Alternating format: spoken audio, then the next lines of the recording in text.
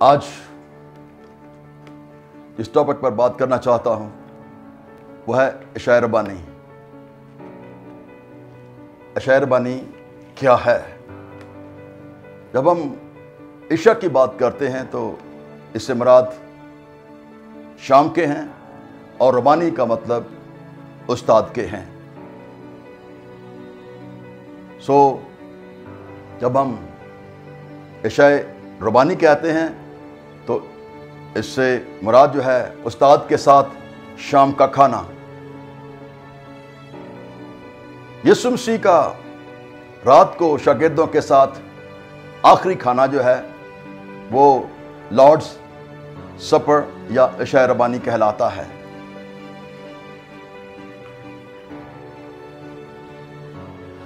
یہ میرا بدن ہے، یہ میرا خون ہے۔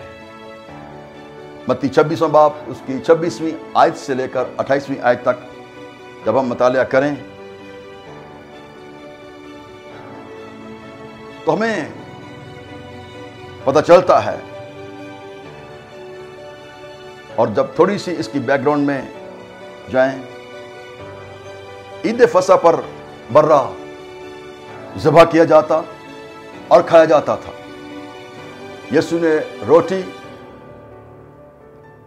اور میں کے ذریعے ظاہر کیا کہ میری جان گناہوں کی معافی کے لیے قربان کی جائے گی۔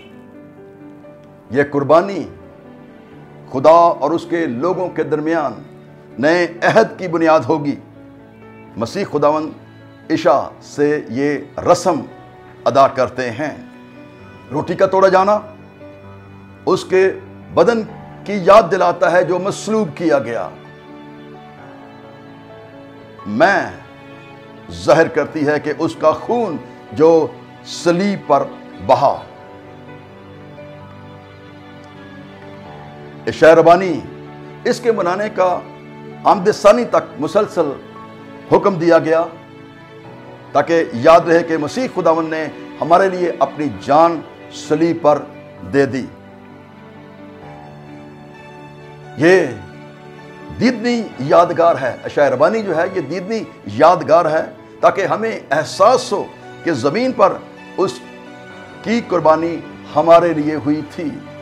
یہ ایک نیا عہد ہے جو مسیح اور اس پر ایمان لانے والوں کے درمیان باندھا گیا کہ میں نے تمہارا کفارہ دیا ہے، میں نے تمہارا فدیہ دیا ہے۔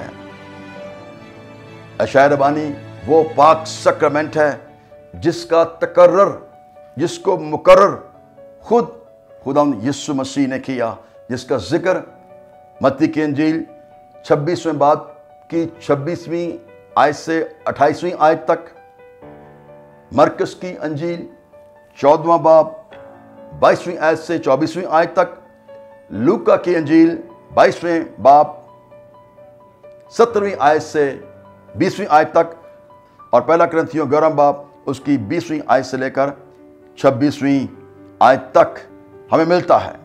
عشاء ربانی کی عمد ثانی تک یادگار جو ہے وہ رہے گی۔ اس نے یعنی مسیح نے، یسوع نے صلیب پر ہماری خاطر اپنی جان دے دی، اپنا خون بہایا۔ عشاء ربانی کو پاک شراکت، روٹی توڑنا، خداوند کا دسترخوان بھی کہا جاتا ہے، جن کے خاص معنی ہیں، اور جیسا میں نے اوپر بھی بیان کیا ہے متی کی انجیل کے 26ویں باب کی 26ویں آیت سے لے کر 28ویں آیت تک، اور پھر مرکز 14واں باب اس کی 22ویں آیت سے 24ویں آیت تک، اور پھر لوکا 22واں باب اس کی 17ویں آیت سے لے کر 20ویں آیت تک، اور پھر اعمال دوسرا باب اس کی 42ویں آیت سے 44ویں آیت تک، اور پہلا کرنتھیوں 11واں باب اس کی 20ویں آیت سے لے کر 26ویں آیت تک۔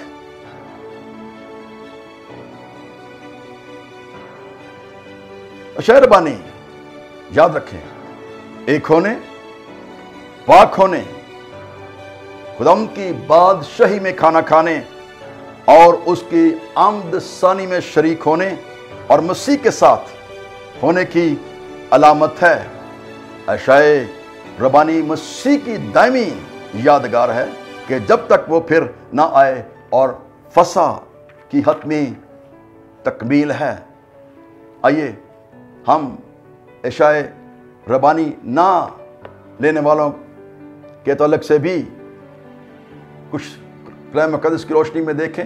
عشائے ربانی نہ لینے سے ہم اس کی ضیافت پاک شراکت خداوند کے دسترخوان میں شریک ہونے سے محروم ہو جاتے ہیں. عشائے ربانی نہ لینے سے ہم اس کے حکم کی نافرمانی کرتے ہیں، کیونکہ اس کا تقرر، اس کو مقرر خداوند یسوع مسیح نے خود کیا. ہم اس بات کو رد کر دیتے ہیں، ریجیکٹ کر دیتے ہیں. عشائے ربانی نہ لینے سے ہم روحانی طور پر مضبوط زندگی سے محروم اور مسیح میں قائم نہیں رہتے اور مسیح کے نئے عہد میں شریک نہیں ہوتے. عشائے ربانی نہ لینے سے ہم اس کی قربانی کو نہیں مانتے. کلیسیا میں رہ کر بھی ہم کلیسیا سے دور ہو جاتے ہیں. روٹی کا توڑا جانا اس کے بدن کی یاد دلاتا ہے جو صلیب پر مصلوب کیا گیا. ہم اس کے انکاری ہو جاتے ہیں. میں ظاہر کرتی ہے اس خون کو جو صلیب پر مسیح نے ہمارے لیے بہایا. ہم اس کے بھی انکاری ہو جاتے ہیں. عشائے ربانی میں شریک نہ ہونے سے روحانی طور پر ہم کمزور اور لاچار ہو جاتے ہیں. اس کے بدن اور خون کی قدر و منزلت اور قدرت سے بے بہرا رہتے ہیں. پاک چیز کی عزت نہیں کرتے اور کلیسیائی پاکیزگی کو ملحوظ خاطر جو ہے وہ ہم نہیں رکھتے. عشائے ربانی نہ لینے سے مسیح کی موت کی دائمی یادگاری کہ جب تک وہ نہ آئے ہم اس کے بھی انکاری ہو جاتے ہیں.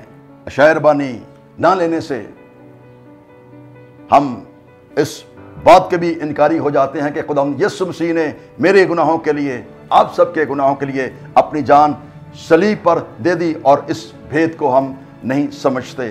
اگر آپ میں سے کوئی شخص پاک شراکت، پاک سیکرمنٹ نہیں لیتا